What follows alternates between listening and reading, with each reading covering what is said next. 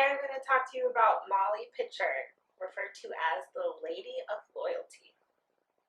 A wall of British soldiers charged across the green field as the American soldiers retreated to higher ground.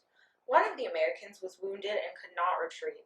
Just then, a woman came up, quickly lifted the wounded soldier, and carried him to a safe spot. "You will be all right, soldier," she said as she gave him a sip of water. The woman's name was Mary Ludwig Hayes, but most people called her Molly Pitcher. Molly's husband fought in the Continental Army under General George Washington. Even though he was at war, Molly stayed with her husband to help him and serve however she could.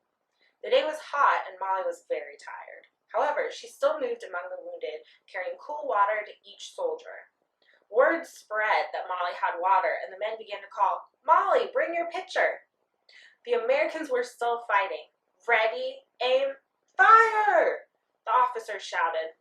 The soldiers shot their rifles and reloaded. Molly's husband, William Hayes, was in charge of the cannon crew and worked hard to run it well.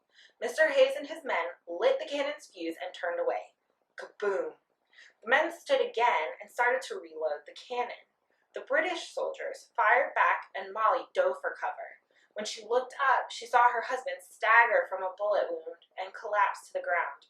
Molly ran across the battlefield to his side. As the soldiers carried him away to a safer spot, he whispered, "It's okay, Molly. I'll be all right."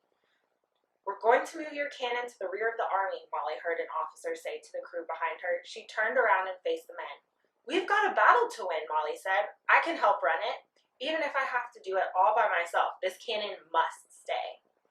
The officer agreed, and Molly grabbed the cannon's ramrod. The soldiers cheered for Molly and her bravery. "Hooray for Molly! Hooray for Molly Pitcher!" they cried. Molly led her cannon crew in shot after shot against the British Army.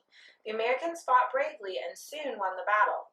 Legend has it that just then General George Washington rode up to Molly and her cannon crew. "Word has reached me of your gallant deeds today," the general said to Molly. "Thank you, sir," Molly replied. "It is the least I can do for my country." "You're very kind, Miss Pitcher," the general said, "and today I proclaim that Molly Pitcher is a sergeant in this Continental Army."